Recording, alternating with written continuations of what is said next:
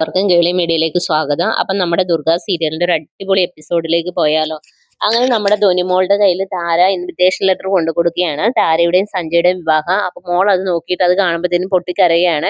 അപ്പൊ മോള് താരേനെ ഇങ്ങനെ തള്ളി മാറ്റുകയൊക്കെ ചെയ്യും. അപ്പൊ പറയും, മോളെ നിന്റെ അച്ഛന്റെയും എന്റെ കല്യാണമാണ്, മോൾക്ക് ഇനി അവിടെ എപ്പോ വരണമെങ്കിലും മോൾക്ക് വരാമെന്നും പറഞ്ഞിട്ട് ഇങ്ങനെ മോളെ ആശ്വസിപ്പിക്കാൻ വേണ്ടി ശ്രമിക്കുമ്പോഴത്തേനും മോൾക്ക് ഒന്നത് താര ഇഷ്ടമല്ല. താര തല്ലി പോന്നുള്ള രീതിയിൽ പറയുവേ. അപ്പത്തേനാണ് പിന്നെ പൂർണിമയുടെ അമ്മ എല്ലാവരും അങ്ങോട്ടേക്ക് വരുന്നത്.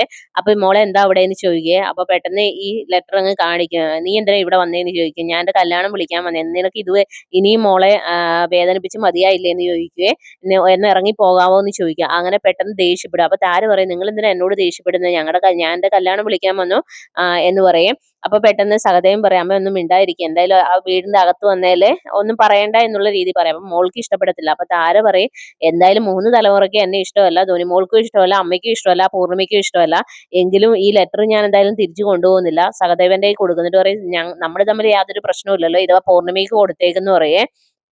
അപ്പൊ മോള് മോളെന്തോ വീണ്ടും തള്ളുവേ. അപ്പത്തേന് താര അങ്ങോട്ട് ഇറങ്ങിപ്പോകും. അപ്പൊ സഹദേവന്റെ ഭാര്യ പറയും, മോൾക്ക് എന്താ നല്ല രീതിയിൽ പെരുമാറാൻ അറിയത്തില്ല, ഇങ്ങനെയൊക്കെയാണ് വരുന്നവരോട് പെരുമാറണ്ടേ എന്നുള്ള രീതിയിൽ ദേഷ്യപ്പെടുക.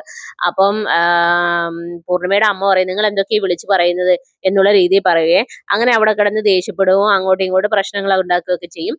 പിന്നീട് നമ്മുടെ അഞ്ജുവിനെ അഖിൽ ഫോൺ വിളിക്കുകയാണ്. എന്നിട്ട് ചോദിക്കുക, അഞ്ജു ഓക്കെ അല്ലേ എന്ന് ചോദിക്കുക. അപ്പൊ ഓക്കെ ആണെന്ന് പറയും. അഖിൽ എങ്ങനെ ഇതൊക്കെ അറിഞ്ഞെന്ന് ചോദിക്കുക. അപ്പൊ ദുർഗയുടെ അനിയത്തിയാണോ എന്നൊക്കെ ചോദിക്കുക. അതേന്ന് പറയാം. അല്ല, ദുർഗയും കിരണിനെ എങ്ങനെ അറിയാമെന്ന് ചോദിക്കും. ഞാൻ അവരുടെ സ്കൂളിൽ ഒരു പ്രാവശ്യം പോയിട്ടുണ്ടെന്ന് പറയും.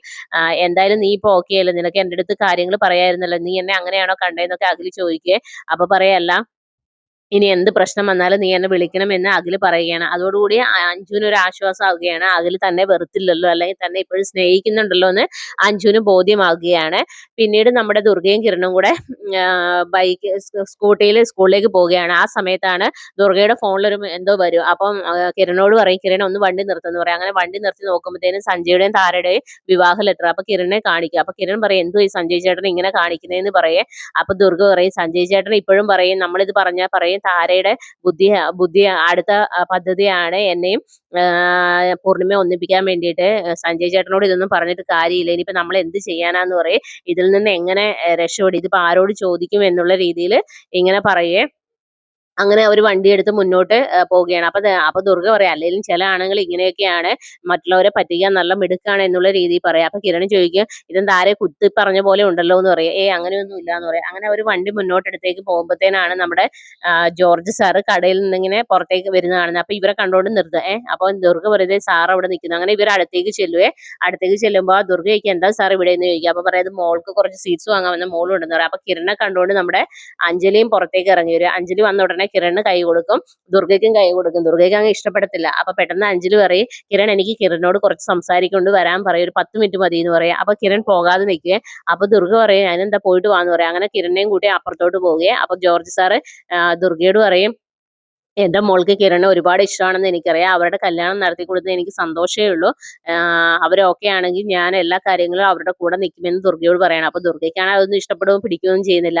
അങ്ങനെ അഞ്ജലി സംസാരിക്കുന്നു. അപ്പൊ അഞ്ജലിയോട് നോ പറയാൻ വേണ്ടി തുടങ്ങുമ്പോഴത്തേനും മറ്റേ ജോർജ് സാർ എന്തോ ഫോൺ വരുമ്പോഴത്തേനും ജോർജ് സാർ പറയുക, എമർജൻസി ഉണ്ട്, എന്നാ കിരൺ ഞങ്ങൾ പോട്ടെ, ബാക്കി കാര്യങ്ങളൊക്കെ നമുക്ക് പിന്നീട് സംസാരിക്കാം എന്ന് പറയാം. അപ്പൊ കിരൺ അതിന്റെ ഇടയിൽ പറയുന്നത്, ഞാനിപ്പോ കല്യാണത്തെ പറ്റിയൊന്നും ചിന്തിക്കുന്നില്ല എന്ന്. അപ്പൊ പറയാം, അതിനെന്താ കിരൺ, അതൊന്നും സാരമില്ല, എന്റെ മോൾക്ക് കിരണിനെ ഒരുപാട് ഇഷ്ടമാണെന്നുള്ള രീതിയിൽ പറയുന്നുണ്ട്. പക്ഷെ കിരൺ അവിടെ ഒരു നോ പറയാനുള്ള ഒരു അവസരം ഇല്ലാതാകുകയാണ്. അങ്ങനെ അവരങ്ങ് പോകും. അവർ പോകുമ്പോഴത്തേനും ദുർഗയ്ക്ക് ആകെ ടെൻഷൻ. അപ്പൊ ദുർഗ പറയും, ഞാൻ കാര്യങ്ങളൊക്കെ അറിഞ്ഞു, എന്തായാലും അഞ്ജലി നല്ല കുട്ടി തന്നെയാണ്, കിരണ് നന്നായി ചെറു, നിങ്ങൾ കല്യാണം കഴിക്കുമെന്ന് പറയാം. അപ്പൊ ഉടനെ കിരൺ ചോദിക്കുക, അപ്പൊ തനിക്കൊരു കുഴപ്പമില്ലെന്ന് ചോദിക്കുക. എനിക്കെന്ത് കുഴപ്പം, ഞാനെന്തിനാ, കിരണിന് നല്ലൊരു ആൾക്കാരെ കിട്ടും, പിന്നെ ഇന്ദ്രപ്രസ്ഥത്തിൽ ഇതെല്ലാം പറഞ്ഞു കഴിഞ്ഞാൽ അവരും കിരണിന്റെ കൂടെ നിൽക്കും, പിന്നെ എന്താന്ന് ചോദിക്കുക. അപ്പൊ തനിക്കൊരു പ്രശ്നമില്ല, എനിക്കെന്ത് പ്രശ്നം എന്ന് പറഞ്ഞിട്ട് ഇങ്ങനെ നിൽക്കേ. അപ്പൊ കിരൺ മനസ്സിൽ പറയും, നീ എന്താ ദുർഗ ഇങ്ങനെ ഇത്ര നാളായിട്ടും നിനക്ക് എന്നോടുള്ള ഇഷ്ടം നീ തുറന്നു പറയുന്നില്ല, പക്ഷെ ഞാൻ നിന്നെ കൊണ്ട് തന്നെ പറയിപ്പിക്കും, നീ തന്നെ ആദ്യം എൻ്റെ അടുത്ത് ഇഷ്ടം പറയണം, അത് പറയുന്നത് വരെ ഞാൻ ഇങ്ങനെയൊക്കെ തന്നെ ചെയ്യും എന്നുള്ള രീതിയിൽ കിരൺ ഇങ്ങനെ നിൽക്കുകയാണ്. പിന്നീട് ഇന്ദ്രപ്രസ്ഥത്തിലാണെങ്കില് ധുനുമോളുടെ സ്കൂളില് ഓഗസ്റ്റ് 15 അതിനുവേണ്ടി മോളെയും കൂട്ടി പൂർണിമ പോകാൻ വേണ്ടി ഇറങ്ങി വരുമ്പോഴത്തേനും ദേശീയ പതാകയെ കുറിച്ച് മോൾക്ക് നല്ല ക്ലാസ്സുകളൊക്കെ കൊടുക്കുകയാണ്. പിന്നീട് സ്കൂളില് ദുർഗയും കിരണും കൂടെ ദേശീയ പതാക ഉയർത്തുന്നു. അതിനെപ്പറ്റി ഡീറ്റെയിൽ ആയി പറയുന്നു. കുഞ്ഞുങ്ങൾക്കൊക്കെ മുട്ടായിയും സാധനങ്ങളെല്ലാം കൊടുക്കുന്നു. പിന്നീട് നമ്മുടെ സഞ്ജയ് ഈ ലെറ്ററുമായിട്ട് താരയുടെ മുമ്പിലേക്ക് ചെല്ലുകയാണ്. എന്നിട്ട് താരയോട് ദേഷ്യപ്പെടും, നീ എന്തിനാണ് ഇതൊക്കെ ചെയ്തത്, നിന്നോട് ഞാൻ പലപ്പോഴായി പറഞ്ഞിട്ടില്ലേ. അപ്പൊ പറയും, എന്താ സഞ്ജയ് പറയുന്നത്, ഇതെന്റെ അവസാനത്തെ ആയുധമാണ് നിങ്ങളെ ഒന്നിപ്പിക്കാൻ. ഇത് ഞാൻ പല തവണ ചെയ്തു, പക്ഷെ അതൊക്കെ പാളിപ്പോയി, ഇതങ്ങനെ പാളിപ്പോയില്ല എന്ന് പറയാം. അപ്പൊ സഞ്ജയ് പറയും, ഇനി അങ്ങനത്തെ ഒരു കാര്യവും ചെയ്യണ്ട, എനിക്ക് നീ ഇനി ഒരു ഉപകാരങ്ങളും ചെയ്യേണ്ട എന്ന് പറയാം. അപ്പം താര പറയും, സഞ്ജയ് ഇപ്പൊ എന്തായാലും നമുക്ക് പിന്നീട് സംസാരിക്കാന്ന്. അങ്ങനെയാണ് ഇന്നത്തെ എപ്പിസോഡ് അവസാനിക്കുന്നത്. അപ്പൊ നാളത്തെ എപ്പിസോഡിനായി എല്ലാവരും വെയിറ്റ് ചെയ്യുക. എന്റെ ചാനൽ ഇഷ്ടപ്പെടുവാണെങ്കിൽ സബ്സ്ക്രൈബ് ചെയ്യുക, സപ്പോർട്ട് ചെയ്യുക. നിങ്ങളുടെ വിലയേറിയ അഭിപ്രായങ്ങൾ കമന്റായി രേഖപ്പെടുത്തുക. അപ്പോൾ ഓക്കെ, ബൈ.